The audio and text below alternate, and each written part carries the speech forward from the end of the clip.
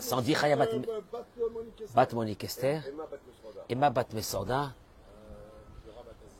Liora Bat Aziza, Déborah Isabelle Claire, Bat Maïcha, Rabbi Amos Ben Fortuné.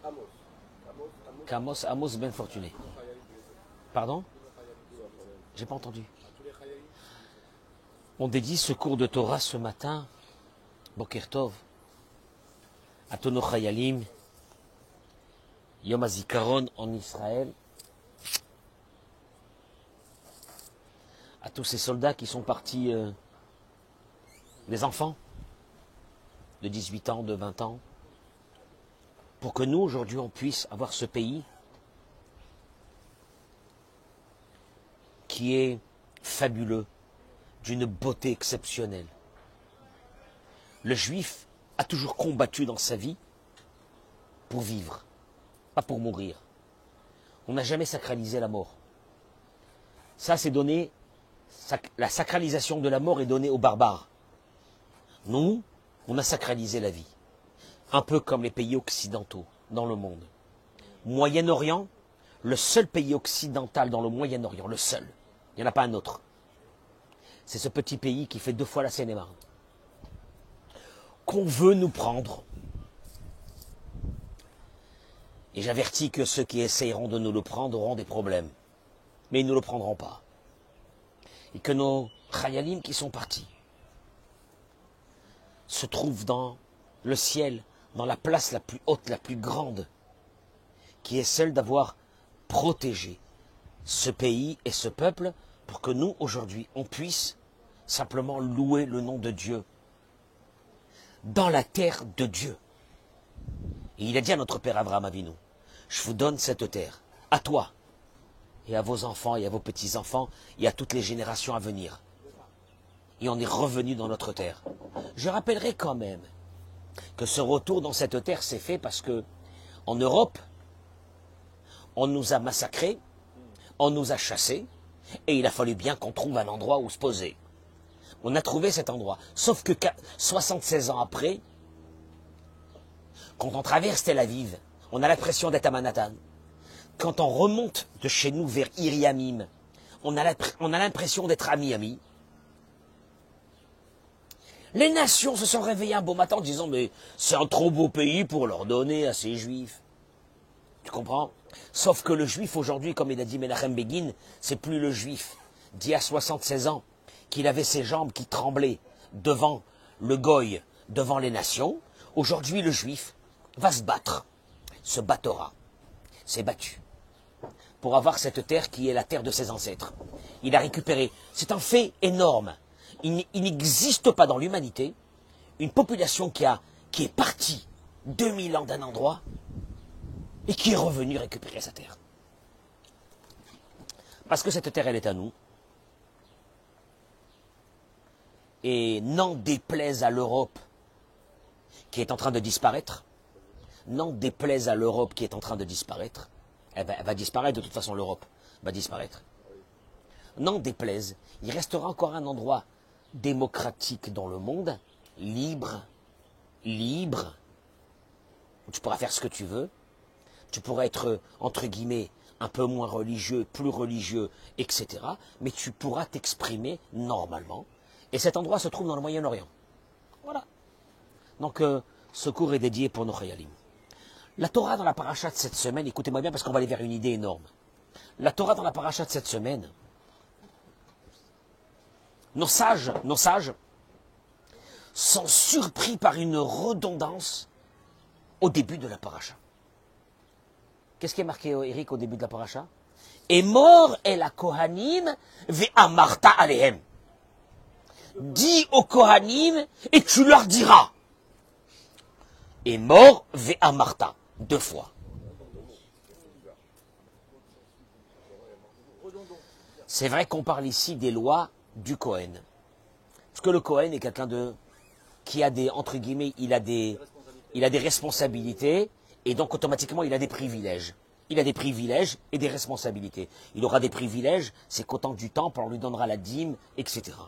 Mais il a des responsabilités, c'est qu'un Kohen, jusqu'à aujourd'hui, en 2024, il lui est interdit de rentrer dans un cimetière, c'est les lois de la paracha, il lui est interdit de se marier avec une divorcée, il lui est interdit de se marier avec une convertie, et il y a encore pas mal de lois qui font du Cohen qu'il a des privilèges, mais il a aussi des responsabilités. Bon, pardon. On parle maintenant simplement dans un cas normal. Je rappelle qu'un Cohen qui se marie avec une divorcée ou avec une convertie, on sait que la loi, elle est claire, elle est nette, il n'y a pas à tergiverser dessus. Ses enfants, qui s'appelleront des Monsieur Cohen, ne sont pas des Cohen. C'est-à-dire que s'ils rentrent à la synagogue, on ne pourra pas les faire monter en premier, ils n'auront pas le droit de bénir le peuple d'Israël, ils n'auront pas le droit de faire le rachat du premier-né, Voilà. Donc je répète et j'avertis, c'est une parenthèse que je fais dans ce cours, qui n'a rien à voir avec le cours. Un Cohen ne peut pas se marier. C'est la Torah. Et pourquoi? Et je comprends pas. Mais t'as qu'à ne pas comprendre. Il y a beaucoup de lois dans ta vie que tu comprends pas. Et pourquoi tu manges pas? Et pourquoi tu manges pas un morceau de viande avec du beurre? Et pourquoi tu prends pas du saucisson avec un peu de beurre? Parce que c'est pas servir à la tu mais pourquoi? Et je comprends pas. Ah ben tu comprends pas, tu le fais. Et c'est la loi de la Torah, c'est comme ça. Encore une fois, c'est pas parce qu'elle a divorcé, elle est de catégorie moindre, ou que la convertie est de catégorie... Non, c'est la Torah, elle a dit comme ça. Il y a une lignée des Kohanim qui doit être faite que à travers ni une divorcée et ni une convertie. Point. Mais là, le mot, il est marqué, est mort. Dieu dit à Moïse, est mort, dis-leur, vea Martha Alehem, et tu leur diras. Et dis-moi, tu répètes 2 fois le même mot. Le Midrash, dans Vaïkra Rabba, il ramène. J'étais amirot. 2 fois, il faut leur dire. Pourquoi? Chez En Yetzerara, il dit à Elionim, dans le ciel, chez les anges, qu'il n'y a pas là-bas de Yetzerara. Matsui Bahem Amira Achat, et dit le Midrash. Il y a un verset dans Daniel, je ne rentrerai pas dans ce verset maintenant, mais il y a un verset dans Daniel, que là-bas, Dieu, il demande aux anges, et il le dit en une fois. C'est tout. Il n'y a pas de Yetzerara. Avala Tartonim, il dit le Midrash, Sheyesh Bahem Yetzerara. Mais nous, ici, dans ce monde, on est quoi? On est quoi? On est ce qu'on est avec notre Yetzerara. Halvaï leshte amirot, Ya'amdu. Pourvu qu'en leur répétant 2 fois, ils accepteront la chose. Traduction des mots, on est dans un monde, et c'est compliqué dans ce monde. On a le Yetzerara, c'est compliqué. Olivier, tu es avec moi? Parce que tu n'étais pas là. Pendant combien de temps? 1 semaine. Hein? Combien? 3 jours. Le mec, il pense que je ne sais pas compter. 3 jours, il me dit 3 jours, il n'était pas là. C'est lui, Olivier, c'est lui. Parce que je répète, c'est quoi votre nom? Pascal, comment? Teboul, qui est un touriste qui est venu de France. Et qui a... Et c'est le tonton de Jonathan. Et il est venu là. Et là, il se retourne vers Olivier. Il est émerveillé de voir Olivier. Et c'est lui! Et c'est lui qui me saoule, ça fait des années. Et Baruch Hashem, jusqu'à 120 ans. Chazal, le Rav Lev Chasman, il donne une idée ici extraordinaire. Il dit, le Rav Lev Chasman, il dit, quelle est la différence? Qu'est-ce qui se passe avec nous les hommes? Les Bnei Adam, Loda ilahem be'etzem ha'yedi'a, sheze chovatam be'olamam. Il dit, un homme, un être humain, il sait qu'il est venu dans ce monde pour accomplir une mission. Il le sait. Mais malheureusement, c'est pas suffisant de savoir que tu es venu dans ce monde pour accomplir une mission. J'explique une chose, Eric. Il n'y a pas quelqu'un qui peut venir ici dans ce monde et dire, je sais pas pourquoi je suis venu. Je sers à rien. Ça n'existe pas. Chaque être humain, il est venu dans ce monde pour accomplir sa mission. Il a fait des mitzvot, il a fait du chesed, il a sauvé des personnes, il a fait quelque chose, il a ramené quelqu'un dans le droit chemin, il a sa mission. Mais il te dit des fois, tu sais qu'est-ce qu'il y a, c'est pas suffisant que tu es conscient que tu as une mission. C'est pas suffisant que tu es conscient que tu as une mission. Des fois, il dit le Rav Lev Chasman, Alehem, il dit, Liot tamid begeder ve'amarta. להזכיר לעצמם ולשמור רוחם מיצר הרע שעמל בכל רגע להשקיע מהם את חובתם. Il te dit, tu sais qu'est-ce qui se passe avec nous dans notre vie? Le Yetzer Hara, toute la journée, il a un seul job. Lequel? Nous faire oublier qu'on a une mission dans ce monde. Voilà, c'est tout. Alors c'est le balagan, c'est des problèmes, c'est tout ce que tu veux. Et le Yetzer Hara, avec ça, il te dit, regarde, l'essentiel, c'est que je t'éloigne de ta mission. Alors, il dit, comment on fait? רק על ידי שיעסקו בקביעות ביראת שמיים ויכירו את האויב הזומם להפר מהם את חובתם, יוכלו להתמיד בקיום המצוות. Alors la seule façon, c'est comment? C'est que tous les jours, Richard, de se rappeler, de parler, de travailler sur ce que le Yetzer Hara essaye de te faire oublier. C'est grâce à ça que tu resteras dans ta mission que tu as à faire dans ce monde. Je répète, ce est mort à Martha, il dit le Rav Lev Chassman est venu te dire une chose, c'est qu'un être humain, pas seulement que est mort veut dire tu lui diras. Donc c'est l'information qu'il sait. Bon, c'est à travers le Kohen, mais c'est pas seulement pour le Kohen, c'est pour nous aussi. Bah maintenant tu sais que tu as une mission, mais c'est pas suffisant. Ve'a Martha, tu es obligé d'étudier et de te rappeler tous les jours cette mission, car sans ça, avec le Yetzer Hara, tu risques d'oublier cette mission. Ce sont les mots de Rav Lev Chassman. Voilà. Tu te dis pas, bon ben ça va, j'ai écouté un cours de Torah la semaine dernière, très sympathique, d'un rabbin au demeurant, très sympathique. Bon, ça suffit. Non, non. Tous les jours, tu risques. Et là, vous allez voir une idée extraordinaire. C'est que le Rav Rovman, Zecher Tzadik Livracha, il dit comme ça. Yesod Ze, il dit, en vérité, cette base-là, de se rappeler, de se souvenir qu'on a une mission dans ce monde et qu'on doit la accomplir, cette mission, tant qu'on est vivant. On est d'accord? Tant qu'on est vivant. Il dit le Rav Rovman, eh ben, en vérité, on le retrouve dans le Mesilat Yesharim. Rabbeinu Moshe Chaim Luzzatto, au début de son livre, il dit, Yesod HaChassidut, Beshoresh HaAvoda. Je peux traduire ça dans des mots simples. La base de ta présence dans ce monde. La base de ta présence dans ce monde. Est-ce que tu es là dans ce monde? Bah, je suis là parce que mes parents ils m'ont amené. Non! Parce que ton âme, avant de partir, elle a eu un entrevue avec Dieu. Et Dieu lui a dit, voilà ce que tu vas faire dans ce monde. Et il dit, le Mesilat Yesharim, c'est quoi la base de ce souvenir, de ce travail pour lequel tu es venu dans ce monde? Ushid barer veitamet etzel adam ma chovato be'olamo. Tu dois tous les matins te dire pourquoi je suis là dans ce monde. Maintenant, toi, tu te lèves le matin. Il y a ta femme, il y a tes enfants, il y a ton mari. Quel est mon but? Pourquoi je suis venu dans ce monde? Qu'est-ce que je dois faire dans ce monde? Qu'est-ce que je dois faire aujourd'hui? Qu'est-ce que je dois faire aujourd'hui pour Dieu? À travers qui? À travers ceux qui sont autour de moi. À travers mes amis, à travers mes parents, à travers ma famille, à travers mon épouse, à travers mon mari. Oui. Oui, ben c'est ça le but. T'inquiète pas, t'inquiète pas. Dieu va te donner autour de toi ce qu'il te faut. Exactement. Pour accomplir ce but. Puis des fois c'est dur. Et puis des fois c'est dur. Et tu te dis j'en ai marre. J'en ai marre, je vais me casser, j'en ai marre, j'en peux plus. Et Dieu te dit, t'as pas compris une chose? Ce que je t'ai amené dans ta vie, c'est exactement ce que tu as besoin pour accomplir ton but dans ce monde. Et il te dit les Mesilat Yesharim. Yesod HaChassidut Veshoresh HaAvoda. Tu sais c'est quoi un chassid? Tu sais c'est quoi celui qui sert Dieu?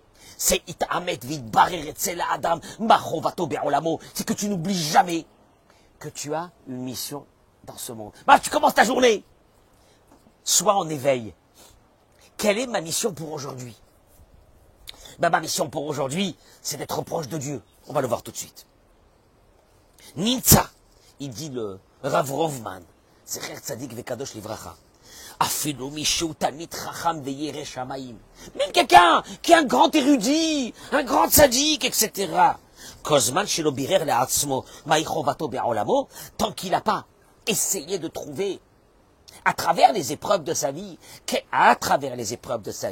quel était son but dans ce monde? Be'olamo aprati, dans son monde particulier. C'est comme si que quelqu'un construit une maison sans base, il plante un arbre sans racines. Traduction des mots, tu vas retourner un jour, tu vas dire j'ai fait, après 120 ans tu vas dire j'ai fait, on va te dire mais t'as pas fait. T'as pas fait ce que tu aurais dû faire. Imagine-toi un soldat qu'on envoie faire une mission il revient, il nous raconte qu'il a fait des choses extraordinaires, mais la mission pour laquelle on l'a envoyé, il n'a pas fait. Mais on va le tuer, c'est la folie. Et c'est la folie, quel gâchis. Travailler, chercher, rechercher. Machovato be'olamo, Eric. C'est quoi Machovato be'olamo? C'est quoi le but? Allez, on y va. C'est quoi le but? Richard, c'est quoi le but pour lequel on est là? On est là. C'est quoi le but pour lequel on est là? Hein? Mechila. Hop là. C'est quoi le but pour lequel on est là? Samuel, c'est quoi le but? Tu sais c'est quoi le but pour lequel on est là? Travailler l'antidote.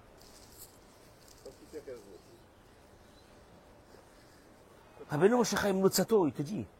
Rabbeinu Moshe Chaim Luzzatto, il te dit, encore une fois, dans la préface du Messilat Yesharim, Olivier, il te dit, tu sais c'est quoi le but d'un homme dans son monde?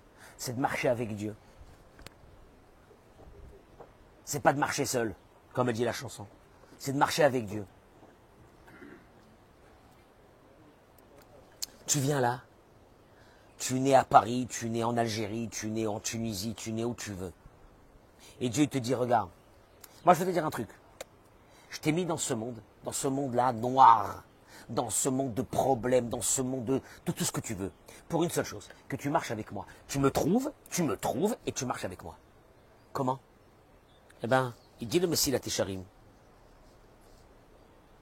Il y a un verset dans la Torah qui dit Ve'ata Israël, Madonna Elohecha Doresh Me'imach. Dieu il pose une question au peuple d'Israël. Et maintenant Israël, Ma Hashem Elokecha. Qu'est-ce que Dieu Doresh Me'imach? Il te demande à toi. Traduction des mots, qu'est-ce que Dieu veut de toi? T'es pas très religieux, t'es à peine religieux, t'es traditionnaliste, t'es pas religieux, t'es tout ce que tu veux. T'es religieux, t'es tout ce que tu veux. Qu'est-ce que Dieu veut de toi? C'est quoi cette question? En deux mots, Dieu te dit, tu sais pourquoi je t'ai mis dans ce monde ou tu sais pas? Ma Hashem Elokecha Doresh Me'imach. C'est un verset dans le Chumash, dans Devarim, Perek Yud. Prends le Sefer Torah, mets-le à Devarim, Perek Yud. Il y a un verset là-bas. Dieu, il te dit, Ve'ata Israël. Et maintenant Israël, Ma Hashem Elokecha Doresh Me'imach. Qu'est-ce que Hashem, ton Dieu, veut de toi? Bon, là, tu t'arrêtes ici. Bon, alors, qu'est-ce qu'il veut de moi? Ki im lirat Hashem Elokecha lalechet bechol derachav. Réponse de le craindre, qui s'exprime. Cette crainte s'exprime par quoi? Lalechet bechol derachav. De marcher dans le chemin de Dieu. Richard, qu'est-ce que ça veut dire de marcher dans le chemin de Dieu? Tu peux me dire? La Gemara dit, avant de voir ce qu'il dit le Messilat Yesharim, la Gemara dit, Kadosh Baruch Hu dit, je suis miséricordieux, j'ai de la pitié. Tu veux marcher avec moi ou tu veux marcher seul? C'est quand tu te casses la figure. Tu vas marcher avec moi? Et de la pitié pour tout le monde. Ah, de la pitié pour tout le monde. J'en ai marre. Et j'en ai marre. C'est toujours moi. Et c'est toujours moi. Et ça me tombe toujours sur moi. Kadosh Baruch Hu te dit, regarde. Moi, ça fait 6000 ans que ça me tombe sur moi. Parce que vous m'avez saoulé, là, les êtres humains que j'ai fait. Oh non, ça tombe sur qui? Ça tombe sur qui? Du matin jusqu'au soir. Dieu doit diffuser des milliards de tonnes de miséricorde pour qu'on vive. Nous tous. Et les Chinois, et les Américains, et les Africains, et tout le monde. Oh non, et une femme qui est à l'hôpital, en train d'accoucher, qu'est-ce qu'elle a besoin à ce moment-là qu'elle accouche? Une miséricorde de Dieu. Oh non. Et quelqu'un qui rentre dans un hôpital, et quelqu'un qui doit faire une opération ce matin, et des milliards. Et quand je me dis pas, je n'ai pas marre. Un bon matin, je me lève pas, je me dis, je me casse, moi aussi, j'en ai marre. Mais j'en ai marre, je les laisse là-bas, que ce monde-là, il explose. Akadosh Baruch Hu, il dit, je suis là, je diffuse. Et je dis pas, j'en ai marre. J'ai besoin de toi. Si tu veux marcher avec moi, une chose. Que tu fasses comme moi. Traduction des mots. Eh ben, tu te dis pas, j'en ai marre. Moi, je suis quelqu'un qui est lent. On l'a dit ce matin. Adonai, El Rachom Vechanoun Erechapaim. On l'a dit ce matin. C'est quoi Erechapaim? Il est lent. Il a énormément de temps. Il ne se met pas en colère rapidement. Hein? C'est bizarre, hein? C'est des traits de caractère humains qu'on est en train d'exprimer à travers ça. Akadosh Baruch Hu te dit, je veux que tu sois comme moi. Tu te lèves le matin, tu commences pas à faire péter des câbles. Il m'a énervé ce matin, il m'a énervé ce matin. Quand je te dis, t'es pas avec moi aujourd'hui. Va. Commence ta journée, va faire ta journée. Ce que j'avais besoin de toi ce matin, tu sais c'est quoi? Savlanout. Pourquoi Savlanout? J'en ai marre de voir Savlanout. Pourquoi Savlanout? Dieu te dit, moi, je suis un Dieu qui est Savlan. Je laisse passer. J'attends. Je me mets pas en colère. Je me calme. Je te demande à toi d'être... Et si tu es comme moi, tu marches avec qui? Avec moi. Sinon, tu marches seul. Etc. Et là, le Messie la Tisharim, il dit, Alicha Bidrachav. Vous savez qu'est-ce que ça veut dire marcher avec Dieu? Maintenant, tu vas me dire ça c'est une interprétation que moi j'ai interprétée. Viens voir ce qu'il dit le Messie la Tisharim. Rabbeinu Moshe Chaim Luzzatto. Un des plus grands kabbalistes. Alicha Bidrachav. Marcher avec Dieu. Kolel, ça englobe. Kol inyan yosher hamidot vetikunam. Ça englobe d'avoir dans sa vie, écoutez-moi bien ce que je suis en train de vous dire, un curseur de vos traits de caractère. Quand vous voyez que d'un seul coup il y a un dérèglement, tu sais tout de suite te régler. Il y a un manque, quelqu'un t'a manqué de respect. D'un seul coup tu sens que la moutarde elle est en train de te monter dans le nez. Et puis d'un seul coup tu dis non. Et puis d'un seul coup ta femme elle te dit un truc, qu'est-ce qu'il y a? Et puis d'un seul coup, ton mari il a fait un truc, il a mis ses pieds, je sais pas où, il a sali tout, m'a pas aidé pour les enfants. On appelle ça, vous savez comment on appelle ça? On appelle ça un contrôle de soi, les traits de caractère. Un contrôle de soi, mais comment? Et d'un seul coup, ton cerveau, il est en train de te dire, mais t'as raison de te mettre en colère, t'as raison. Yosher Amidot, il appelle ça. Et le Ramchal, il continue, il dit, Veklal kolze, sheinaeg adam bechol midotav, vekol mine peulotav, al pia yosher vea moussar. Et il dit, et tu veux savoir, qu'est-ce que ça veut dire marcher selon ce qu'on appelle une balance. Une balance. Tu veux savoir c'est quoi? Tu veux savoir si tu as la balance ou non? Parce que toi, tu peux dire, moi j'ai la balance, moi. Ouais, moi je fais ce que je veux. Moi c'est comme ça, c'est ma vie, c'est mon caractère. Et puis c'est terminé, basta. Tu veux savoir et te dire, Rabbeinu Moshe Chaim Luzzatto, si tu as une balance, si tu es rentré dans ce qu'on appelle le chemin de Dieu, Yosher Amidot, il dit, tu sais ce que ça veut dire, Ve'alarta Bidrachav, tu marcheras selon Dieu, tu marches avec Dieu, c'est de marcher Bidrachav. C'est quoi? Yosher Amidot. Le Messie la Tisharim te dit, marcher avec Dieu, c'est pas un grand chapeau. Hein. Marcher avec Dieu, c'est pas une redingote. Marcher avec Dieu, c'est pas d'avoir la légion d'honneur. Marcher avec Dieu, c'est pas d'avoir une synagogue ou d'être rabbin. On s'en fiche. Marcher avec Dieu, il y a des gens qui marchent avec Dieu, ils sont pas ni rabbins ni rien. Ils ont, Rabbeinu Moshe Chaim Luzzatto te dit, ils ont ce qu'on appelle Yosher Amidot. Ils savent se contrôler. Alors il dit, parce que toi tu risques de dire, oui, mais moi je me contrôle selon ce que je me contrôle. Il dit non. Il dit, Rabbeinu Moshe Chaim Luzzatto, tu dois te référer à une Mishnah dans Masechet Avot. Pirkei Avot. Qu'est-ce qu'a dit la Mishnah dans Pirkei Avot? Ezohi derech eshara sheyavor lo adam. Nos sages se sont posés une question un matin. Nos sages, Rabbi Shimon Bar Yochai, Rabbi Akiva. Oui. C'est quoi le chemin qu'un homme doit avoir dans sa vie pour être considéré un type normal? Pas un fou, pas un malade. Parce qu'il y a nous aujourd'hui on draine des malades et on les supporte. Et il y a un homme qui supporte sa femme qui est malade, il y a une femme qui supporte son mari qui est malade. On a envie de savoir c'est quoi être normal. Et Zoï, derrière la question de la Gemara, du Pirkei Avot, c'est quoi le chemin qu'un homme il doit prendre dans sa vie pour être normal? Eh ben, la réponse elle est très simple. Kol shei tiferet le'oseha, c'est un chemin qui est agréable pour celui qui le fait, vetiferet lo mina adam, et que les autres, sa présence à lui chez les autres, eh ben pour les autres elle est agréable. Traduction des mots. Si toi tu vis bien ton dérèglement, mais que les autres qui sont autour de toi, ils sont en train de mourir. C'est le curseur principal que tu n'es pas avec Dieu. Tu entends ce que je suis en train de dire? Si toi tu vis bien, ah moi tu dis, bon vous savez, moi monsieur le rabbin, moi je suis, oh là là, ah moi je suis quelqu'un qui démarre aux cartes du tour, moi c'est de père en fils, on est comme ça, nous on est refif. On n'est pas refif, il faut dire qu'on est malade. Mais il dit on est refif. Pourquoi tu dis qu'on est malade? Eh ben regarde ceux qui sont autour de toi. Oh ben monsieur le rabbin, vous voyez bien, ceux qui sont autour de toi, ils sont très bien. Non, ils sont pas très bien, ils sont en moitié morts de peur. Ils vivent dans une panique la plus totale. Que tu vas péter un câble dans 2 minutes. Que tu vas commencer à parler des bêtises le jour de Shabbat. Dans la table de Shabbat devant tout le monde, tu vas traiter tout le monde de tous les noms d'oiseaux. T'appelles ça vivre bien? Alors il te dit là, sache une chose, hein.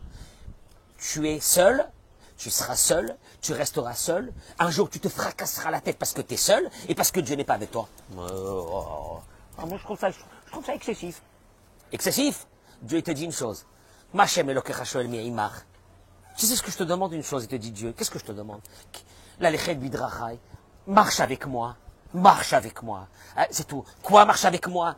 Miséricorde, pitié, bon œil. Quoi encore? Patience, lent à la colère, etc. Et il dira Beno Moshe Chaim Lutato, tu veux que je te donne le curseur? Le curseur, je vais te le donner. C'est celui qui est marqué dans la Mishnah. Mais Tiferet Lomina Adam. Qu'est-ce que ça veut dire Tiferet Lomina Adam? Regardez ce qu'il dit Rabbi Ovadia Mi Barthénora dans la Mishnah. On ne peut pas traduire des bêtises. Sheye nohach lo, veye nochim ben Adam imeno. Veze yeh kesheyelech bechol amidot b'derech ha'imtza'i velo yatel echad b'shna ktzavot.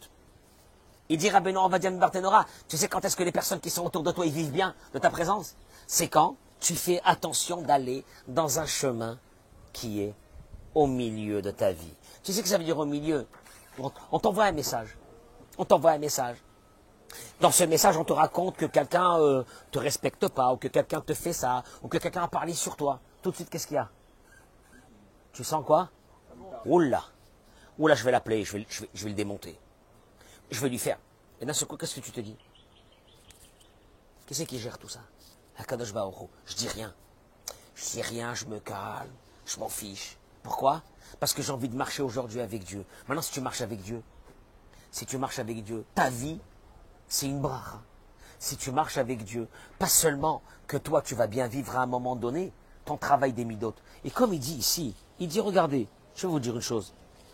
Le Messilat Yesharim, il termine et il dit, tu sais, c'est des belles paroles tout ça, il te dit le Messilat Yesharim. Mais il te dit, sache une chose, hein. Pourquoi les êtres humains n'arrivent pas à changer, Eric? Mais pourquoi? Ah, pas changer. Hein? Non. Il te dit, Kiteva à Adam kaved meod. Il y a une chose qui est dure dans un être humain, qui est lourd. C'est lourd. C'est son caractère. Le Messilat Yesharim. Qui a offriut achomriut gas. Alken lo yachpot sa Adam betorach hamelacha. Il dit, l'être humain ne veut pas changer. Il va souffrir. Il va se marier. Il va divorcer. Il va se remarier. Il va se redivorcer. Il va se remarier, il fatigue les rabbins. Il fatigue l'humanité, il fatigue les salles de mariage, il fatigue les mairies, il fatigue tout ça. Mais il n'a pas compris une chose. Lui, se remettre en question et revoir sa vie, il n'est jamais tard de le faire, il ne veut pas. Il dit, tu sais pourquoi? Kilo yarpot sa Adam betorach hamelacha. Parce que c'est du travail. Et un être humain ne veut pas se fatiguer. Un être humain n'aime pas les efforts. Un être humain n'aime pas les efforts. Et là, il te dit, la reine, il dit malheureusement, total des courses, et je termine avec ça. Bon, allez. Je reste comme je suis. Parce que c'est fatigant de changer.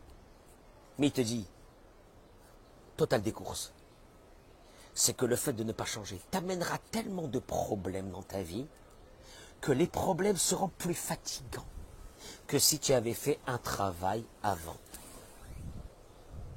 Parce que, il faut savoir une chose.